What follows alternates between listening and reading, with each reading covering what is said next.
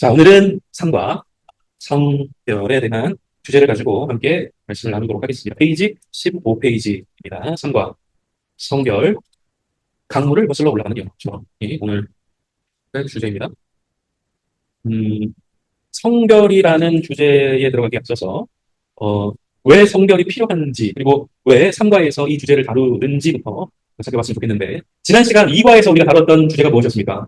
회심이었습니다. 회심에 대한 이야기를 했고, 회심의 5가지 이정표 중 마지막 이정표를 들여다보면은 그 내용이 결국에는 삶의 변화를 추구하라는 의미를 담아내고 있는 것으로 우리가 이해할 수 있습니다. 그러니까 영적 성장을 적용하고 삶의 변화를 추구해 나가라고 하는 것입니다. 이 말을 다시 한번 바꿔서 말씀을 드리자면, 이제 여러분이 회심하여 구원받았으니 그 구원받은 자다운 삶을 살아가라고 하는 이야기인 것이죠. 그래서 여러분, 구원받은 자의 삶이란 과연 어떤 삶인가를 우리가 물어봐야겠죠. 여러분, 구원받은 자의 삶이란 무엇일까요? 여러 가지 이야기를 할 수 있겠지만, 오늘은 성결이라는 주제를 가지고 구원받은 자의 삶은 곧 이와 같이 성결의 삶을 살아가야 하는 것으로 이어진다고 이해를 하시면 좋을 것 같습니다. 구원받은 자의 삶, 추구해 나아가야 할 삶, 그 삶이 무엇이냐? 성결의 삶이다고 하는 것입니다. 성결은 이제 남녀를 이야기할 때 그 성결이 아니라 성별이죠, 성별. 이 구분해서 표현이 가능하십니까? 성별, 성별.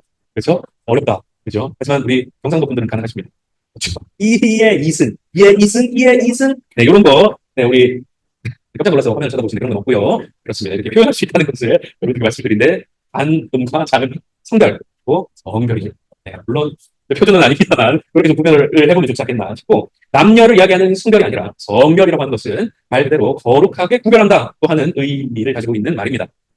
거룩하게 구별한다라고 하는 이 말은 한편 이제 특별하게 구분해 놓는다, 이렇게도 표현해 놓을 수 있을 것 같습니다. 그런데 여러분, 왜 구별해야 하는가를 물을 때에 그 답을 우리가 한번 짚고 가는 것이 중요한데, 잘 따라오고 계시죠? 회심하여 구원받은 우리는 추구해야 할 삶의 방향, 가치, 모습이 있는데 그것이 뭐라고요, 여러분? 성별의 삶이라는 거예요. 성별의 삶이라는 거예요. 그런데 여러분, 왜 우리가 성별의 삶을 살아가야 되느냐? 왜 우리가 이 구별하여 우리가 삶을 살아가야 하는가라고 이야기했을 때, 우리가 하나님께 드리기 위해서 따로 떼어놓고 그 삶을 하나님 앞에 올려드리기 위함이다 하는 것을 기억할 필요가 있습니다. 그러니까 성별이라고 하는 것은 하나님께 드리기 위해 따로 떼어놓는 것을 의미한다 보시면 되겠습니다. 화면에 나와 있는 것처럼 하나님께 드리기 위해 따로 떼어놓는 것, 이것을 성별이라고 이해를 하시면 좋을 것 같습니다.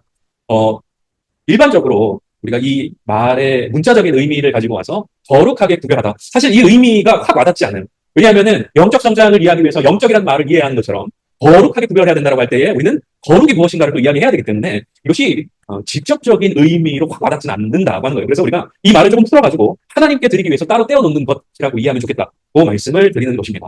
여러분, 누군가를 위해서 물건이나 음식 같은 것을 특별하게 따로 떼어놓은 경험 한 번씩은 있지 않습니까? 누군가를 이렇게 주기 위해서 음식을 따로 빼놓는 거예요.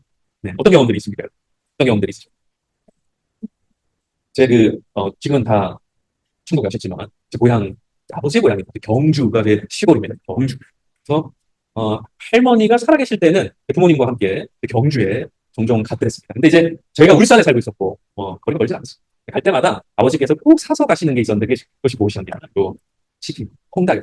이게 시골이다 보니까, 이 닭튀김을 먹는 일이, 물론 만들어서 드실 수 있고 백숙으로 드시고는 하지만, 치킨집에 가서 이제 치킨, 그러니까 통닭을 사 먹는 일은 없으신 거예요. 그러니까 아버지께서 이 시골에 갈 때마다, 할머니를 찾아뵈러 갈 때마다 이 치킨 한 봉다리씩 들고서 이제 가시는 거예요. 저도 이제 어릴 때 저희 형님과 그 차 안 가득 터지는 그 치킨의 향내를 맡으면서 그 할머니 댁으로 가는 그 시간이 참 이제 기대가 됐습니다. 할머니보다는 이제 치킨을 먹을 수 있다는 그 기대감에 불어올랐죠.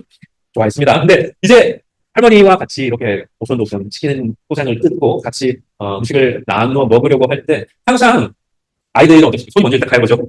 이렇게 일단은 막 그리고 막 항상 그럴 때마다 제지를 하셨습니다. 그러고는 항상 또 아버지께서 하셨던 일이 있으셨어요. 뭘까요, 여러분? 뭘까요? 무슨 얘기하고 있습니까? 따로 떼어놓는 얘기하고 있어요. 아버지가 꼭 이 닭다리 2개를 떼어놓으세요. 난 못 먹고. 그때까지만 해도 여러분들 아시죠? 이 닭으로 된 이런 식으로 생긴 치킨이 아니라 그냥 통으로 이렇게 돼 있는 옛날 통닭 아시죠? 거기 이제 다리 2개 찢어가지고 따로 빼놓으시고. 왜요? 할머니, 이건 할머니 거야. 그래서 못 먹었어요. 일평생 닭다리 못 먹고 있습니다. 커가지고 먹을 수 있나 싶었더니 애들이 또 이제 애들 먹겠다고 지금 닭다리 다 먹고 저는 뭐 그냥 날개 먹고 뭐 그렇게 했습니다. 하여튼 아버지는 할머니를 드리기 위해서 꼭 닭다리를 그렇게 떼어놓으셨어요. 근데 할머니가 또 뭐 그렇게 받으시면은 자신만 드시냐 그렇지 않으세요. 꼭 나눠 손주에게 넣어주시고. 닭다리 이야기만이 아니라 저희 집이 지금은 뭐 이미 다 없어지고 그런데 그 당시까지만 해도 그 경주에 이제 시골집 옆으로 해가지고 사과밭이 이렇게 조그맣게 있었어요. 그래서 사과 농사를 지은 거죠. 그러면은 예 사과를 딸 때쯤 이렇게 다 온 가족들 친구들 모여가지고 따고 박스로 만들어서 어떤 데는 이제 팔고 또 이웃들 나눠주고 그랬습니다. 그런데 항상 하나님 할머니께서 이렇게 도자기에 쌓아놓으신 사과 몇 개가 있으셨어요. 네, 해마다 이제 추수 때가 돼가지고 보면은 도자기에 꼭 이렇게 쌓아놓으십니다. 보면은 알이 무한하고 반질반질하고 색깔같고 그야말로 이제 최상급의 사과였던 거죠. 그러면 그걸 또 언제 쓰시냐? 저희들 가면은 뭐 꺼내주세요. 그러니까 이웃들 다 나눠주고 팔고 다 팔고 하면서 제일 좋은 거는 남겨뒀다가 누구 줘요? 손주들 줘. 이런 겁니다, 여러분. 따로 떼어놓는 거죠. 성벽이라고 하는 것은 따로 떼어놓는 거예요. 어르신들, 우리 어렸을 때, 그죠? 어르신들 신앙생활하는 모습들을 돌이켜보면 여러분 어떻습니까? 그런 경우들이 종종 있었습니다. 이제 장을 보러 가셔서 과일 사시고, 뭐 이렇게 식육점 가서 뭐 고기도 사시고 이러면서 집으로 돌아가는 길에 항상 들른 곳이 있었어요. 어디였을까요? 교회, 사택. 가면 이제 목사님 항상 만나고 가는 거예요. 그러면서 하시는 얘기가 제일 좋은 거, 제일 좋은 거 목사님 드려야 된다. 이러면서 어렸을 때 우리 어르신들 신앙이 그러셨다는 겁니다.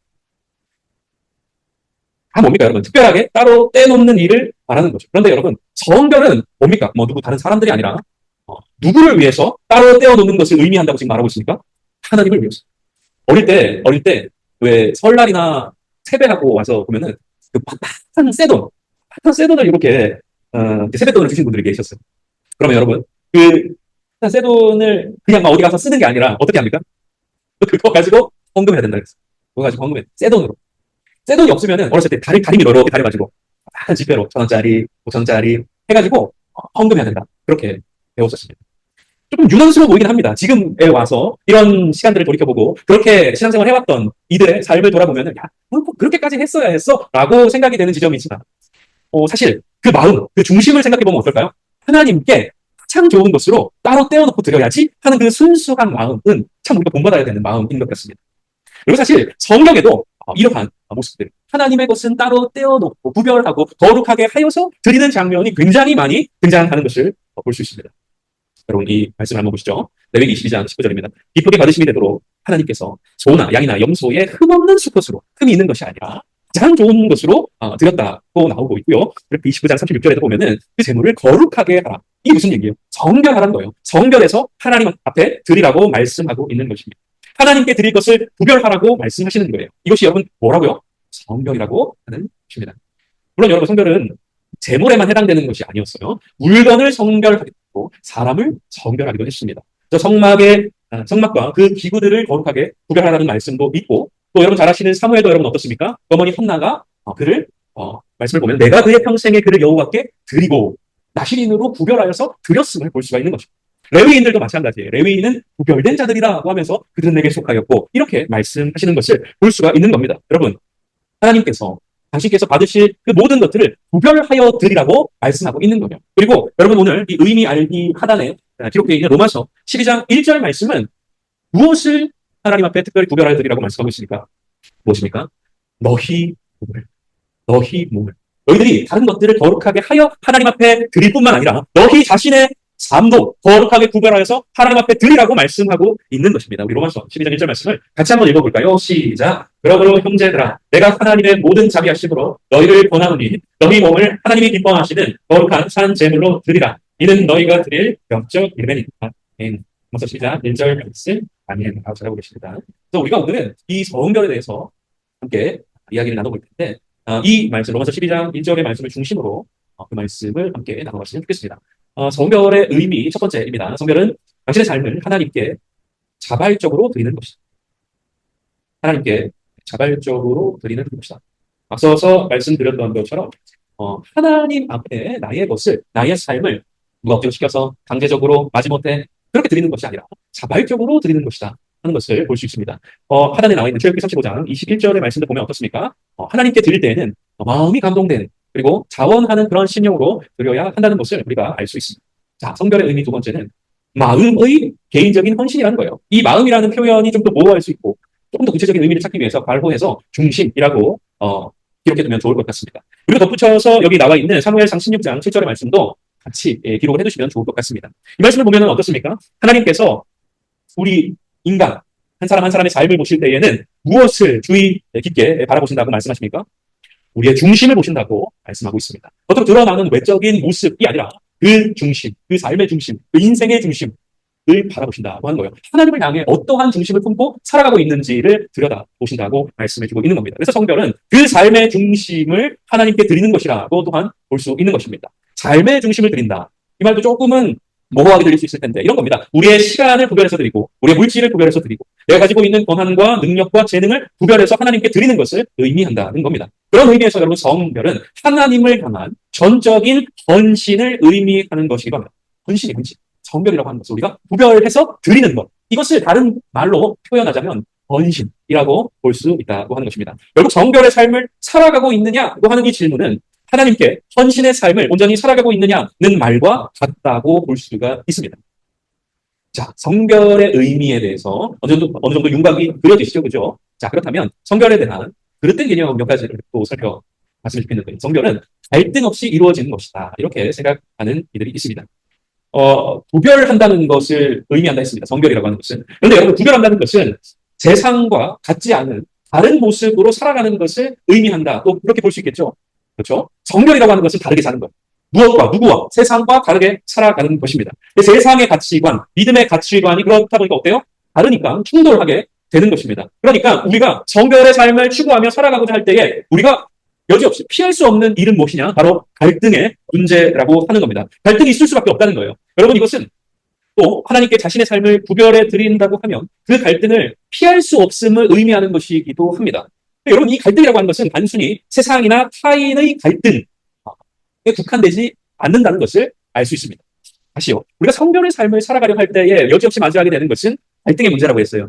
세상과의 갈등뿐만이 아니라 또한 나 자신과 내 안에서 스스로의 내적인 갈등이 끊임없이 일어난다고 하는 것입니다. 내면의 갈등을 우리는 계속해서 경험하게 된다는 겁니다. 그래서 여러분 출애굽기 4장에 보면 어떻습니까? 하나님께서 모세를 부르시죠. 모세를 부르십니다. 내 백성을 보내라 말씀하시면서 애굽에 종살이하고 있는 이 이스라엘 백성들을 그의 압제로부터 소나기로부터 벗어나게 하시기 위해서 모세라고 하는 이 인물을 부르시죠. 그런데 여러분 이때 모세가 보였던 반응이 무엇이었습니까? 모세 어떻게 반응했습니까? 주님, 제게는 고귀한 사명을 맡겨주시다니 제가 지금 당장 저 바로 앞으로 달려가겠습니다. 바로 아무도 아니죠? 그러면서 이제 막 믿음의 걸음을 걸어갔습니까, 여러분? 그렇지 않습니다. 모세가 어떻게 합니까? 못 가겠는데요. 난 좀 아닌 것 같은데요. 이렇게 얘기하는 겁니다. 그러니까 하나님께서 뭐라고 반응하셨습니까? 야, 잘 봐. 이러면서 네가 가지고 있는 지팡이 한번 던져봐. 이렇게 말씀하세요. 모세가 지팡이 던졌어요. 무슨 일이 일어납니까? 이 지팡이가 뱀으로 변한 겁니다. 여러분, 상상이 되십니까? 이 볼펜이 제 눈앞에 있는데 하나님께서 야, 볼펜을 던져봐. 던졌는데 뱀이 된 거예요. 너무나도 놀라운 일 아닙니까? 초자연적인 현상인 거예요. 기적적인 일을 경험합니다. 뿐만이 아니죠. 다시 그 뱀의 꼬리를 잡아봐. 뱀의 꼬리를 잡았어. 어떻게 됩니까? 다시 지팡이가 된 겁니다. 모세에게 심정이 어땠을까요? 야, 하나님 정말 놀라우신 분이에요. 네, 이런 놀라운 능력을 가진 여호와 하나님과 함께라면 능치 못함 없네. 그러면서 이제 또 바로에게 바로 달려갔습니까? 뭔가 미심쩍어요. 그 마음 아신 하나님께서 또 어떻게 하십니까? 이 손을 너의 옷 속으로 한번 집어넣어봐. 그랬더니 무슨 일이 벌어집니까? 손에 나병이 든 겁니다. 누두병이 든 거예요. 이게 뭐예요, 하나님? 다시 넣어봐. 꺼냈더니 어떻습니까? 아기의 살결같이 하얗게 원래대로 돌아온 겁니다. 놀라운 일을 경험하지 않았습니까, 여러분? 이러한 경험들을 모세의 두 눈으로 똑똑히 보게 하셨어요. 그렇다면 여러분, 웬만하면, 야, 이제 한번 좀 믿고 가볼랍니다, 그러면. 이러면서 이제 가야 되는 거 아닙니까? 그런데 모세가 결국 보인 반응은 무엇이었습니까? 이 말씀. 출애굽기 4장 13절의 말씀입니다. 모세가 이르되, 주여, 이 오가 왜 붙었는지 잘 모르겠어요. 근데 일종의 탄식이 아닐까? 주여, 이거 이게 아닐까? 알겠는데요. 주님, 하나님, 늘 만한 자를 보내십시오. 아닌 것 같아요. 이거예요. 하나님 다 보여주셨어요. 다 보여주셨는데 결론이 뭐였습니까, 여러분? 주님, 주여, 이거였어. 주여, 늘 만한 자를. 여러분, 뭡니까? 모세 안에서 끊임없는 갈등이 일어났던 겁니다. 내가 하나님의 사람으로 이 사명을 맡아 살아가야지. 그 마음이 없지 않았을 거예요. 하지만 그 삶과 지금 이대로 광야에서 양떼를 치면서 오손도손 가족들과 함께 살아가는 그 삶 속에서 갈등했다는 거예요. 구별한 삶을 시작하기 이전에 외적인 갈등도 있지만 내적인 갈등 또한 이렇게 일어나는 것을 볼 수 있습니다. 그러니까 성별은 갈등 없이 이루어질 수 없는 일이라는 것입니다. 두 번째, 그릇된 개념, 성별은 단 한 번의 경험이다. 무슨 얘기일까? 여러분, 자신의 삶을 구별해 하나님께 드리는 일은 한 번이면 족하다? 그렇지 않아요. 자신의 삶을 구별해서 하나님께 드리는 일은 한 번이면 족하다? 내가 한 번 불꽃같이 주를 위해 살았습니다. 주님 그때 저를 부르셔서 제가 이렇게 불꽃같이 살았습니다. 제 헌신의 삶을 아시죠? 제가 그렇게 성별한 삶을 살았고 저의 삶은 성별의 삶인 줄 주님 아시는 줄로 믿습니다. 그게 아니라 그때 당시에는 성별의 삶을 살아갔다 볼 수 있겠죠. 하지만 현재도 그런가라는 것입니다. 성별의 삶은 단 한 번의 경험으로 끝나는 일이 아니라는 거예요. 한 번 헌신했다고 해서 내 할 몫을 다했다. 그렇게 생각하면 안 된다는 것입니다. 90년대 초반, 물론 그 이전에도 있었는데요. 왜 있지 않습니까? 어떤 배형 집회가 굉장히 많았어요. 그리고 그 집회의 말미에는 꼭 헌신을 요하는 시간이 있었습니다. 기억하시는지 모르겠습니다. 그래서 도봉사 강사님 나와가지고 헌신하기 이래서 이렇게 와 이러면 이제 같이 언급결에 따라온 친구들 막 찔러가지고 야 일어나 이래가지고 막 벌떡벌떡 일어나고 막 그런 시절들이 있었어요. 그때 한창 그랬어요. 공부하고 이래가지고 저도 멀쩡결에 그 당시에 일어났던 사람 중 하나입니다. 그때 뽑혀가지고 지금 이렇게 살고 있는데 어쨌든 그랬습니다. 그때 막 나는 성교사 헌신하고 나는 사회적 성이 함께 눈을 높이는 거죠. 그 체육관에 tung 매운 수많은 인파들이 막 벌떡벌떡 일어나요. 다들 선교사로 헌신하겠대요. 저 이름 모를 나라로 막 가겠대요. 그래가지고 막 자신의 삶을 드리기로. 이 가운데 분명 있을 겁니다. 그죠? 예. 좀 어렸을 때 아직도 기억이 나는데 여러분도 아십니까? 그 올레이션스 경배학 찬양의 하스데반 선교사님이라고 계시는데 제가 고등학교 2학년 때였나? 그때도 말씀하셨던 게 아직도 생각이 나요. 그래서 이제 세상 음악 듣는 것을 이제 사탄의 말이야. 그러면서 집에 있는 테이프 다 갖다 버린 사람은 자리에서 일어나가지고 제가 자리에서 또 옆에 친구가 찔러가지고 자리에서 일어나서 그 당시에 제가 서태지랑 너무 좋아했는데 집에 가서 테이프를 이거 버려야 되나 말아야 되나 엄청 고민했던 그런 시절이 있어요. 결국엔 버렸어요. 버렸는데 엄청 후회했죠. 또 그 다음에 왜 그랬을까? 하여튼 그런 겁니다. 그런 기억들 여러분 있지 않습니까? 네. 나만 당한 것인가? 자, 그렇습니다. 이렇게 자신의 삶을 드리기로 결단한 사람 일어나라! 해가지고 막 일어났던 그런 시절들이 있어요. 이거 여러분 제가 잘못됐다고 얘기하는 것이 아닙니다. 그때 당시에 내가 헌신하기로 다짐하고 소원하고 했던 그 고백을 가리켜서 제가 잘못된 겁니다. 이렇게 말하는 것이 아닙니다. 제가 말씀드리고자 하는 건 이거예요. 그때 그렇게 자리에서 한번 일어났다고 해서 그것이 하나님 앞에 내 삶을 온전히 헌신한 것이다. 그렇게 도와서는 안 된다는 거죠. 안 된다는 거예요. 여러분 하나님께 헌신하는 사람들 일어나십시오. 그래서 벌떡 일어나서 나는 하나님께 헌신한 사람이야. 이렇게 착각해서는 안 된다고 하는 것입니다. 그래서 그때 다짐해서 단기 성교 한번 갔다 왔어. 이제 내 삶을 성별한 삶이야, 헌신된 삶이야. 이렇게 생각해서는 안 된다는 거예요. 단 한 번의 경험으로 끝나는 것이 아니라는 것입니다. 여러분 오히려 이것은 성별의 시작인 거죠. 시작인 거예요. 내가 내 삶을 주님 앞에 드리겠습니다라고 고백하는 이것은 성별의 시작인 것입니다. 실제 성별의 삶은 여러 훈련의 단계들을 거쳐서 점차적으로 그 모습을 갖춰가는 것을 우리는 오히려 경험하게 되는 것이죠. 앞서 여러분 제가 이야기했던 것처럼 여러 갈등의 상황들을 직면하면서 이 성별의 삶을 위한 영적인 근육을 점차 키워나가는 것이라고 볼 수 있는 것입니다. 그래서 물질이나 관계 면에서 하나님의 테스트를 거치게 된다는 것이죠. 물론 그것으로 끝나는 것은 아닙니다. 하나님 앞에 우리를 드리는 이 성별의 삶은 매일같이 이어져야만 하는 것이다. 우리는 이해해야 하는 것이죠.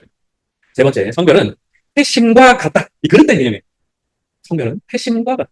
구원을 받는 것과 같다. 이 표현이 조금 구체적이지 않죠.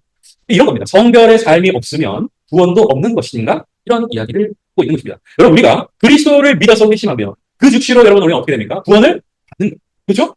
구원에 있어서 다른 어떤 옵션들이 붙지 않아요. 여러분 어떻게 구원을 얻으셨습니까? 그리스도를 믿어. 심플한 거예요. 다른 것들이 붙는 일이 아닌 거예요. 우리가 구원을 받은 것은 그저 그리스도를 믿어 회심했기 때문에 구원은 다른 조건이 있는 게 아니라는 거죠. 믿으면 구원을 받는 것입니다. 그런데 어떤 이들은 이렇게 이야기한 거예요. 성별하지 않은 삶은 구원받지 않은 삶이다. 이게 무슨 얘기냐면 실제로 여러분 많은 사람들이 그런 고민들을 합니다. 어떤 고민이요? 자신의 삶을 돌아보면 야, 내 모습이 하나님 앞에 이런데 내가 정말 구원받은 것이 맞는가? 이런 고민들을 더러 하더라는 것입니다. 가만히 내 삶을 돌이켜보면 나 뭐 딱히 교회에서 섬기고 헌신하고 봉사하고 그러는 건 없는데 내가 정말 구원받은 거 맞을까? 이런 고민을 하는 거예요. 또 많은 이들이 이러한 잣대를 들이밀면서 다른 이들의 구원의 여부를 판단하기도 합니다. 무슨 얘기냐면 이런 겁니다. 야, 당신 진짜 예수 믿는 거 맞아? 구원받은 거 맞아? 물어봅니다. 왜냐하면 헌신의 삶이 당신의 삶에서 전혀 보이지 않는다. 구원받았다고 하면서 어떻게 교회 봉사도 하나 안 하고 교회 활동에도 소극적이고 어떻게 맨날 그럴 수 있어? 이렇게 타박하는 이들이 더러 있더라는 것입니다. 그런데 여러분 성별된 삶을 헌신된 삶을 살지 않았다고 해서 여러분 우리가 받은 구원이 무효고 취소되는 것일까요? 여러분 성별은 구원받은 자들이 맞닥뜨리게 되는 자연스러운 문제이고 또 의지적으로 붙들어야 할 그리스도인의 삶의 모습이 분명합니다. 그러나 여러분 그렇게 살아가지 못했다고 해서 그 구원이 취소되거나 자격 미달로 상실되는 것은 아니라는 거예요. 다시 말하자면 여러분 성별은 자신의 삶을 하나님께 드리는 자발적인 헌신인 것이지 그것이 구원의 여부와 관계되는 것은 아니라는 것입니다. 순서를 우리가 분명히 해야 된다고 하는 겁니다. 구원, 이따가 뒤에 나오겠지만 구원받은 이들이 하나님 앞에 보이는 합당한 삶의 모습이 바로 성별이라고 하는 거예요. 하나님을 향한 우리의 사랑의 표현이 바로 성별이라고 하는 거예요. 이것은 우리의 구원과 구분해서 봐야 할 개념이라는 것입니다. 그렇다면 성별이란 무엇인가? 앞에 내용들을 학습하는 그러한 차원에서 내용들을 간략하게 살펴볼 텐데요. 앞서서 우리가 로마서 12장 1절의 말씀을 주제 말씀으로 다룬다고 하였습니다. 가장 먼저 성별은 당신이 거듭난 후에야 하나님이 받으시는 것이 된다는 것을 의미합니다. 여러분, 말씀 가장 첫머리에 보면은 바울이 로마 교회의 교인들에게 뭐라고 이야기합니까? 그러므로 형제들에게 이 얘기를 한 겁니다. 로마서 12장 1절의 말씀 아까도 우리가 살펴봤지만 그 핵심적인 내용이 무엇입니까? 핵심적인 내용은 너희 몸을 하나님이 기뻐하는 거룩한 산 제물로 드리라는 것이죠. 성결의 삶을 살으라는 거예요. 근데 이 말을 누구에게 했느냐는 겁니다. 지나가는 사람에게 했습니까? 시장 통해서 그저 어떤 특정 대상이 있는 것이 아니라 모두를 대상으로 해서 이 얘기를 전한 것입니까? 그렇지 않아요. 바울은 지금 누구에게 이 말을 전하고 있습니까? 형제들아 하면서 교회에 이미 출석하고 있는 그리스도를 믿는 그리스도인들에게 이 이야기를 전해주고 있는 것입니다. 그리스도 안에서 한 형제 된 이들에게 권하는 말씀이라는 것이죠. 생각해보면 너무나 당연한 이야기입니다. 우리가 앞서서 조금 전에 살펴본 것처럼 성결의 삶, 믿기 전에는 성결의 삶을 살아갈 수가 없는 것입니다. 거듭난 후에야 비로소 성결의 삶을 살아가게 되는 것이죠. 자, 다음 이 성결은 자발적으로 드리는 행위다. 앞서도 계속해서 이야기했던 내용이죠. 자신이 원하기 때문에 드리는 자발적으로, 강제적으로 마지못해서 하는 것은 성결이 아닙니다. 성결의 삶을 살아가는 것, 헌신의 삶을 살아가는 것은 종교적인 의무이기 때문에 그렇게 그것을 취하고 살아가는 것이 아니라는 것입니다. 이 일을 통해서 하나님께서 기뻐하신다면 내가 다른 것들 마다하지 않고 그러한 삶을 살기를 원합니다. 자발적인 마음으로 하나님 앞에 자신의 삶을 드리는 것, 그것이 성결의 삶이라고 하는 것입니다. 이 일을 통해서 내가 교사를 하던 찬양팀을 하던 찬양대를 하던 또 리더로 섬기든 어떤 모양으로 우리가 주의 일을 섬기든지 그것이 강제적이고 사의적이고 또 마지못해서 하는 것이 아니라 내가 이렇게 함으로써 주님이 기뻐하실 수만 있다면 저도 기꺼이 동참하겠습니다. 그리고 그것이 곧 나의 기쁨입니다. 라고 여기면서 나아가는 것이 진정한 성결의 모습이라는 것입니다. 그래서 여러분 잘 아시는 이 찬양의 고백도 그런 마음으로 불러야 하는 거예요. 같이 한번 불러볼까요? 내가 원하는 한 가지. 내가 원하는 한 가지 주님의 기쁨이 된 것. 내가 원하는 한 가지 주님의 기쁨이 된 것. 성결의 삶을 살아가고자 하는 이의 심정은 이와 같아야 된다는 거예요. 주님, 그것이 진정 주님께 기쁨을 드리는 일입니까? 주님, 제가 그 기쁨 주님께 드리기를 원합니다. 하면서 나아가는 그런 마음으로 내 삶을 구별하고 그러한 마음으로 나의 삶의 중심을 하나님 앞에 구별하여 드리는 것. 내가 원하는 한 가지 주님의 기쁨이 되는 것. 그 마음으로 자신의 삶을 드리는 것이고 성결이라고 하는 것입니다. 세 번째, 성결은 하나님께 온전히 주도권을 내어드리는 것입니다. 네, 하나님께 주도권을 내어드리는 것입니다. 앞서 여러분 성결은 우리의 삶의 중심을 하나님께 드리는 것이라고 했습니다. 이것은 여러분 우리의 인생의 방향타, 화면에 나오는 것처럼 이 방향타를 하나님께 맡겨드리는 것과 같습니다. 그 전에는 어떻습니까? 내가 내 인생의 방향타를 쥐고서 내가 그 항로를 개척해 나가려고 하죠. 때로는 좌초하기도 하고 머뭇거리기도 하고 다른 길에 접어들 때도 있습니다. 그 방향타를 이제는 하나님께 맡겨드려야 하는 것이라는 이야기입니다. 내 뜻과 내 생각과 내 판단을 따라서 또 내가 내 삶의 방향을 결정하는 것이 아니라 하나님께 내 삶의 모든 것을 내어드림으로써 하나님께서 나의 삶을 인도하시도록 하는 것. 이것이 바로 성결의 삶이라고 볼 수 있는 거예요. 그런데 여러분, 우리는 이렇게 하나님께 우리 인생에 우리의 삶의 방향타를 맡겨놓고도 때때로 어떻습니까? 불안함을 느낍니다. 하나님, 이게 정말 맞나요? 내가 생각했을 때가 아닌 것 같은데요. 이 길이 아닌 것 같은데요. 불안함과 두려움을 느끼는 때가 있더라는 것입니다. 하나님께서 이끄시는 이러한 삶은 손해가 예상되고 또 위험이 예상되기 때문에 그쪽으로 안 갔으면 좋겠는데요. 하나님 뜯어 말리고 싶고 다시 그 방향타를 내가 빼앗아 들고 싶은 마음이 들 때도 덜어 있는 것이 사실입니다. 그런데 여러분, 이때 주님께서 우리의 삶 가운데 말씀하시는 것이 무엇인지 아십니까? 정말 짤막한 영상 하나를 준비를 했는데 한번 보시기 바랍니다. 예수님께서 핸들을 잡으셨습니다. 괜찮냐고 물어보죠? 예. 자, 그렇습니다. 자, 여러분, 주님께 우리의 인생의 방향타, 이 핸들을 내어드리면은 이거 잘못된 길로 가는 거 아닌지, 또 너무 빨리 가는 것 같은데, 너무 느리게 가는 것 같은데요 하는 그런 생각들, 두려움들, 염려들이 막 엄습하고 있다. 그런데 주님 뭐라고 말씀하세요? 좀 쉬고 있어라 이렇게 얘기하는데도 뭡니까? 불안해서 못 견디겠어요. 마지막으로 주님께서 뭐라고 말씀하세요? I am the way 이렇게 말씀하세요. 내가 곧 길이요 and true 진리요 the light 생명. 나를 따라오라고. 내가 너의 인생을 이끌고 인도한다고 분명히 말씀하신다. 여러분, 우리가 교사로 헌신하고 찬양대로 헌신하고 리더로 봉사하고 그러면은 시간도 많이 뺏기고 피곤할 것 같다 이런 생각을 하게 됩니다. 그렇죠? 성결의 삶을 살기 위해서 말씀 읽고 기도하고 수요 예배 가고 새벽 예배 가고 주일 예배 교육부서 섬기고 이러면은 아침 일찍부터 해가지고 주일이 통으로 날라가 토요일도 통으로 날라가 너무 피곤해 시간 너무 많이 뺏길 것 같아 이런 생각이 드는 겁니다. 선교하고 전도하고 그러면 돈도 많이 들어 전도한다 그러면은 괜히 눈치도 보여 그렇습니다. 뭡니까, 여러분? 성결의 삶을 살아가기 위해서 그 발걸음을 내디디려 할 때에 여러분 여러 가지 많은 고민들이 시작이 되는데 어려움들이 그리고 위험들이 예상이 되는 것이죠. 그리고 그리스도인으로서 구별된 삶을 살아가려고 할 때에 어떤 생각이 언뜻 듭니까? 여러분들 교회 안에서의 얘기를 말하는 것이 아니라 교회 밖에서의 삶을 말하는 요즘에 뭐 종교 편향 이래가지고 뭐 문제 삼는 데도 많은데 괜히 종교색 드러내가면서 좋을 게 뭐가 있어 그냥 그렇게 살지 말고 그냥 평범하게 살자 조용히 살자 괜히 그래서 손해보지 말자 괜히 내가 리스크 끌어안고 살지 말자 그냥 적당히 교회 다니고 그러면 되지 뭐 유난스럽게 예수 믿고 그러지 말자. 여러분 이런 삶은 하나님께 주도권을 내어드리는 삶이 아니라는 거예요. 내가 계속해서 내 삶의 주도권을 쥐고 가고 싶은 것입니다. 그러나 여러분 실제 그 삶의 결과는 어떻습니까? 그렇게 살다가 도리어 더 큰 어려움을 만나게 되기도 하고 그렇게 살다가 도리어 예상치 못한 손실을 경험하게 될 때도 있다는 것입니다. 그러나 여러분 하나님께 우리 삶의 주도권을 온전히 내어드리면 어떻습니까? 예수님께서 아까 뭐라고 말씀하셨어요? 내가 곧 길이요 진리요 생명이다. 여러분 우리 주님께서는 길을 만드시는 분이시라는 사실을 기억하시길 바랍니다. 우리에게는 가장 선한 길로 이끄시고 인도하시는 분이 우리 하나님이심을 여러분 온전히 믿으시기를 바랍니다. 온전히 우리의 삶의 주도권을 내어드리라는 거예요. 그 믿음 가지고 성결의 삶을 살아갈 때는 그렇게 나아가야 한다고 해주고 있는 것입니다. D와 E를 하고 잠깐 쉴게요. 자, 진정한 성결은 하나님께서 받으시고 기뻐하시는 것이다. 그렇죠. 우리 앞서서 이야기했던 것처럼 주님의 기쁨을 위해서 행하는 것이다. 겁니다. 스가랴 3장 17절의 말씀을 우리 같이 한번 읽어볼까요? 시작. 너의 하나님 여호와가 너의 가운데에 계시니 그는 구원을 베푸실 전능자이시라. 그가 너로 말미암아 기쁨을 이기지 못하시며 너를 잠잠히 사랑하시며 너로 말미암아 즐거이 부르며 기뻐하시리라 하리라. 스가랴 3장 17절 말씀. 아멘. 여러분 우리가 진정한 성결의 삶을 살아갈 때 하나님께서는 그러한 삶을 기쁘게 여기신다고 말씀하고 계시는 거예요. 그리고 그런 우리의 삶을 잠잠히 사랑하시며 우리를 바라보시며 노래가 절로 나온다, 춤이 절로 나온다 이렇게 말씀하시는 것입니다.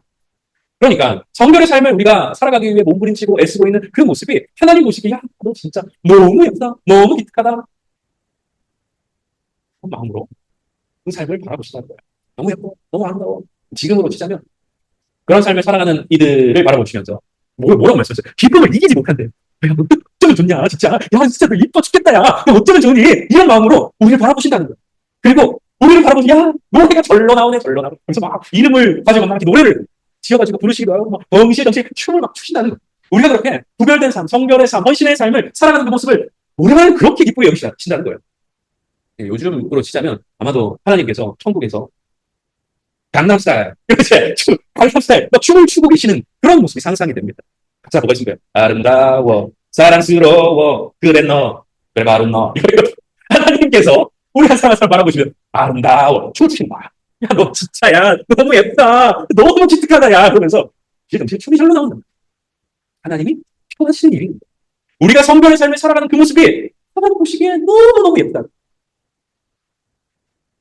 여러분, 그만큼 여러분의 이 성결의 삶, 자발적 헌신의 삶을 예뻐하시고 기뻐하신다고 하는 사실을 여러분 기억하시기 바랍니다. 마지막으로, 그리고 성결은 온전히 논리적이고 합당한 것이다. 말이 좀 어렵죠? 여기 보시면은 말씀에 너희가 드릴 영적 예배니라 그 표현이 있는데 여기서의 영적이라고 하는 이 말은 헬라어로 로기코스라고 되어 있어요. 로기코스라고 하는 이 말은 논리적인이라는 뜻도 있지만 합당한이라는 그러한 의미를 담아내고 있습니다. 그래서 우리가 우리의 삶을 구별하여서 거룩한 상제물로 드리는 그것은 하나님의 자비하심 앞에 보이는 합당한 삶의 모습이라고 분명히 말씀해주고 있는 것입니다. 성결은 하나님의 구원의 은혜에 대한 합당한 반응이라고 하는 것입니다. 여기까지 하시고요. 우리 한 5분 정도 쉬었다가 다시 보이도록 하겠습니다. 네, 이제 이어서 진행을 하도록 하겠습니다. 성결에 대한 사고방식, 마지막으로 성결은 온전히 논리적이고 합당한 것이다. 이 내용을 살펴보면서 결론을 성결은 하나님의 구원의 은혜에 대한 합당한 반응이라고 말씀을 드렸습니다. 그런데 우리가 받은 구원, 그 구원의 은혜 역시 성결에 의해 받은 것이라는 사실을 여러분 알고 있으십니까? 자, 다시 우리가 구원받아 성결의 삶을 살아가게 되었는데 우리가 성결의 삶을 살아가게 된 것 역시 성결에 의해서 가능하게 된 일이라는 거예요. 누구의 성결일까요?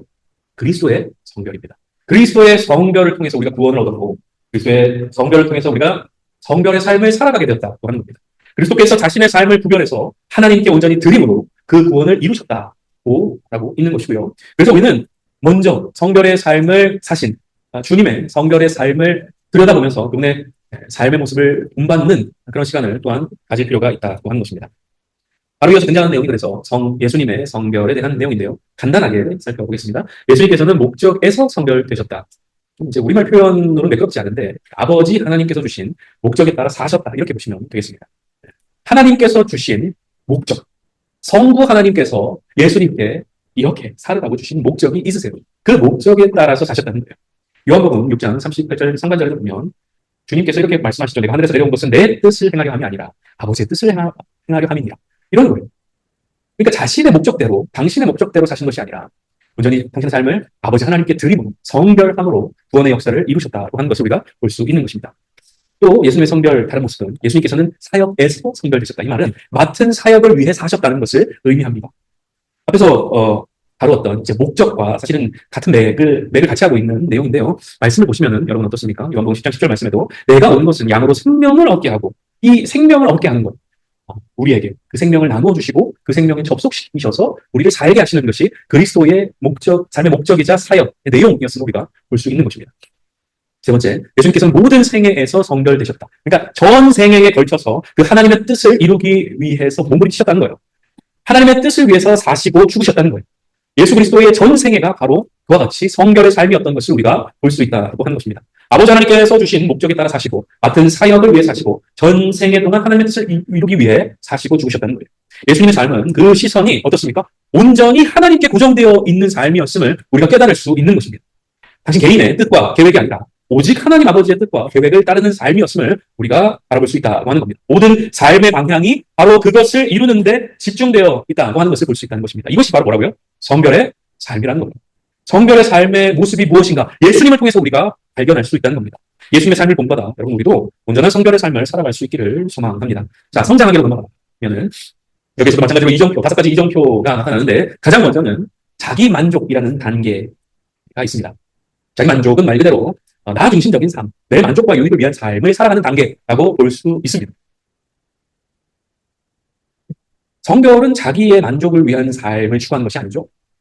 주님의 뜻과 의의를 품어 하나님의 기쁨을 위해 달려가는 삶이 성별의 삶인데 가장 아래 단계, 가장 출발 단계에서는 우리는 우리의 모습을 어쩌면 이 자기 만족의 단계에서 이미 들여다보고 여기까지 온 것이 아닌가 하는 생각을 하지 않을 수가 없습니다. 그리스도를 만나기 이전의 삶이 어떠했는지 또 교회를 출석하고 있음에도 불구하고 그 마음이 온전히 하나님께로 향하여 있지 않았던 시절의 그 삶의 모습은 어떠했는지 돌이켜보았으면 좋겠습니다.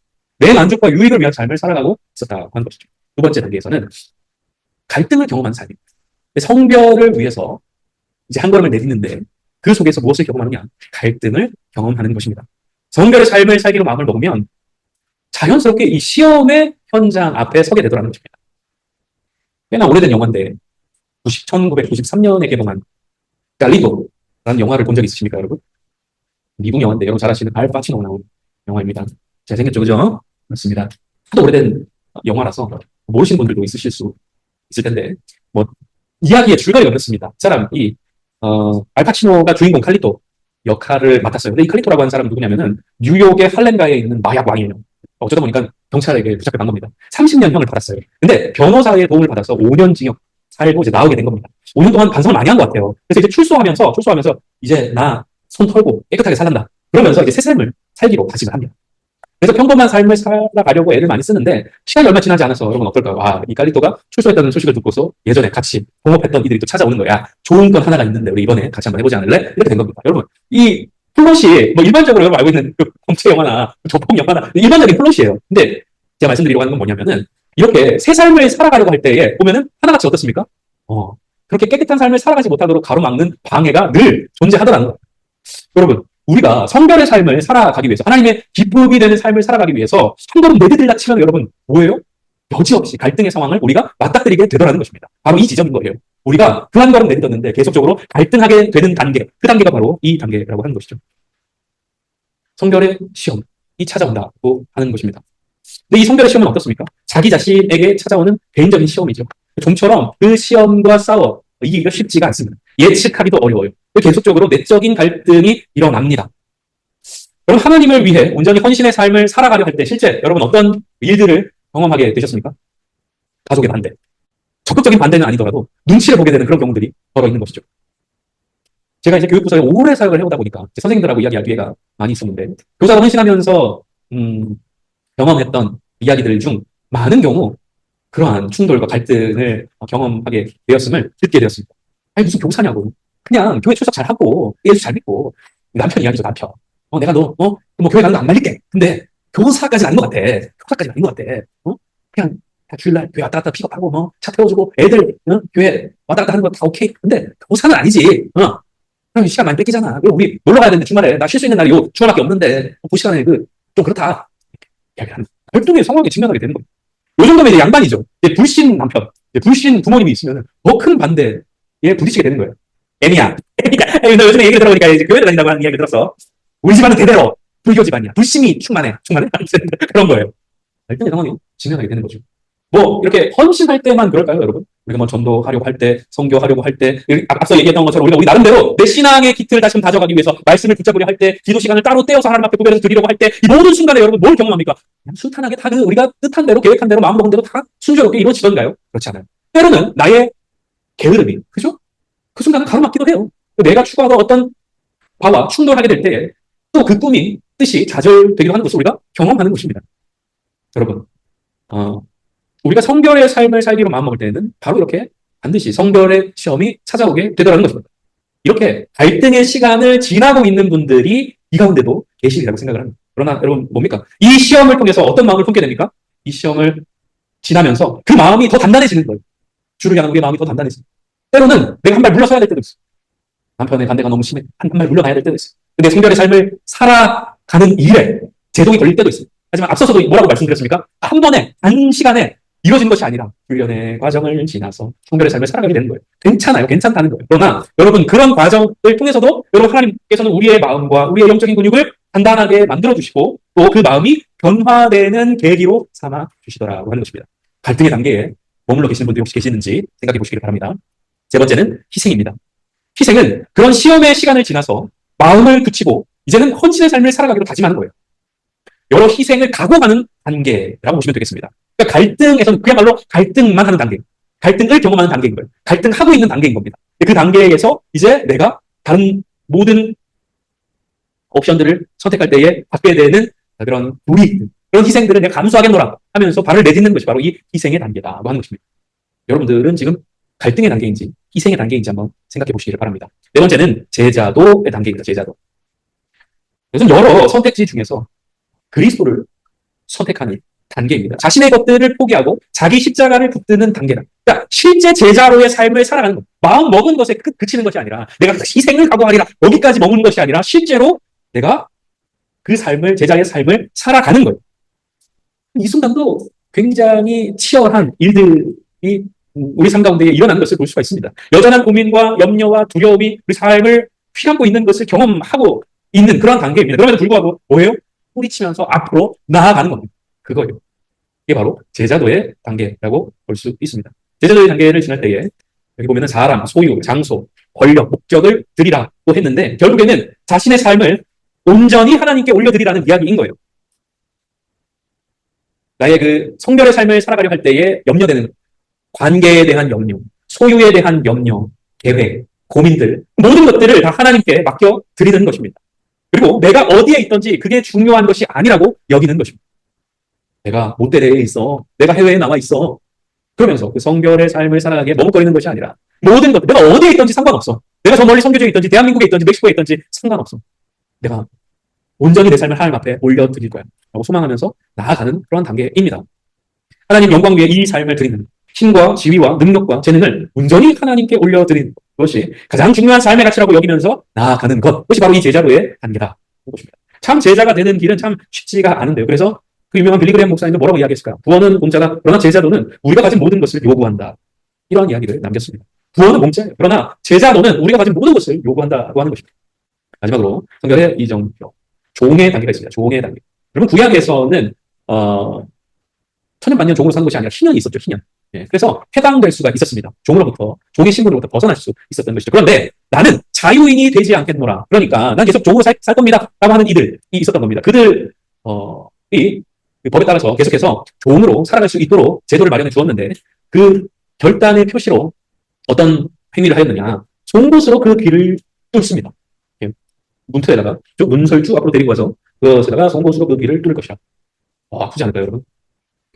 대수롭지 않다는 뜻이고, 나도 여기 3개 들었어. 그래서 사실 여러분이 위에 이거 붕 뚫는 것은 이제 내가 계속 조음이 되겠습니다라고 하는 고대 운동에서는 그런 이제 결단의 표시였어요. 아무도 이제 저는 되게, 야, 너무 아팠다 싶은데, 한번 해본 적이 없어. 근데 여러분, 이렇게 종이 되고 나면은 어떨까요? 종의 삶이란 무엇일까? 뭐 비참함 이런 게 아니라, 종이라고 한다면 그 삶의, 그러니까 일종의 라이프 스타일이 굉장히 심플해져요. 고민이 없어요. 왜요? 그죠? 주인의 뜻을 따라 행하는 것이 종이기 때문에 그렇습니다. 사실 종이라고 하는 이 성경에 나타나 있는 종이라는 표현은 굉장히 순화된 겁니다. 그래서 성경에는 종이라는 표현이 많이 등장하는데, 사실 이 종이라는 표현은 노예를 가리키는 노예. 노예와 종은 우리 너무나 좀 다르죠, 그죠? 머슴과 노예는 옷 홀딱 벗고, 그죠? 이제 뭐 이렇게 천 조각 좀 걸치고 막 되게 막 이렇게 꽃게제제 해가지고 막 있는 그런 이미지를 우리가 상상하지 않습니까? 같은 말이에요. 같은 말이에요. 종이 된다고 하는 것은 노예가 된다는 것입니다. 근데 여러분, 바울과 디모데와 야고보와 베드로 등 수많은 하나님의 사람들은 자신을 주저하지 않고 그리스도의 노예라고 고백하고 있는 것을 볼 수가 있습니다. 그리스도의 노예다. 이게 무슨 의미일까요? 내 안에 나는 없고 주님이 사시는 거예요. 그저 내 뜻이 아니라 주님의 뜻으로 살아가는 것입니다. 이것이 바로 종의 단계에 있는 이들의 삶의 모습이라고 볼 수 있는 것입니다. 이해가 되시죠, 여러분? 자, 자기 만족의 단계, 갈등의 단계, 희생의 단계, 제자도의 단계, 그리고 종의 단계가 있습니다. 마지막으로 어떻게 하면 성결의 삶을 살아갈 수 있을까? 답만 쓰고 넘어가겠습니다. 주님께서 당신에게 성결하라고 요구하시는 것을 인식하라. 요구하고 계세요. 우리를 향해서 내가 거룩하니 너도 거룩하라 이렇게 말씀하셨잖아요. 거룩의 삶을 살아가는, 성결의 삶을 살아가야 되는 이들이 우리들이라는 것이고, 두 번째, 주의 깊게 치러야 할 대가를 고려하라. 여지없이 성결의 시험을 우리는 만나게 될 겁니다. 갈등의 상황을 직면하게 될 거예요. 그것을 각오하라는 것입니다. 각오하라는 거예요. 세 번째, 어떤 사람이나 어떤 것을 주님께 돌려드려라. 돌려드려라. 그러니까 각오하고 실제로 그 일을 이행하라고 하는 것입니다. 네 번째, 소유권과 통제권을 포기하고 제물로 양도하라. 아까 이야기했던 것처럼 주도권을 하나님 앞에 드리라는 것입니다. 우리 삶의 방향타를 하나님께 드리라는 것입니다. 다섯 번째, 주님이 당신의 성결을 기쁘게 받으실 것에 대해 함께 기뻐하라. 주님께서 우리의 성결의 삶을 기뻐하십니다. 아름답다 여기고 그 삶을 바라보시면서 너무 예쁘다, 너무 좋다, 흡족하다 이렇게 말씀하시는데 그 하나님께 기쁨 드린 것에 대해서 덩달아 기뻐하라는 거예요, 여러분. 이 찬양이 있는데 잘 모르실 수 있으실 것 같습니다. 모르시더라도 가사를 한번 눈으로 훑어보시면서 따라오시면 좋을 것 같고요. 아시는 분들 같이 한번 불러보겠습니다. 내 삶은 주의 것, 내 삶은 주의 것, 온전한 신뢰를 주께 드리네. 보이지 않아도 믿음으로 걷네.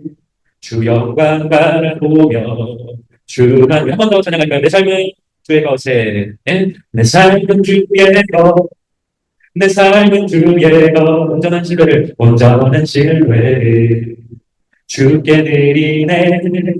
보이지 않아도 믿음으로 걷네. 주 영광 바라보며 주만 따르네. 할렐루야. 네, 이것이 성결의 삶이에요. 이것이 성결의 삶입니다. 주만 바라보며 내 삶은 주의 것 고백하면서 주님의 영광만을 위해서 살아가는 삶이 바로 성결의 삶의 모습이라고 하는 것입니다.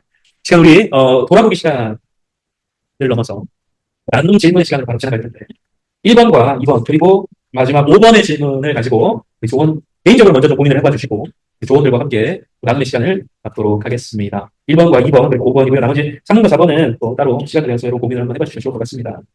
자, 시간은 한 20분 드리겠습니다. 조언들과 같이 나누기 전에 여러분 스스로가 먼저 한번 삶을 돌아보면서 점검해 보시기를 바랍니다.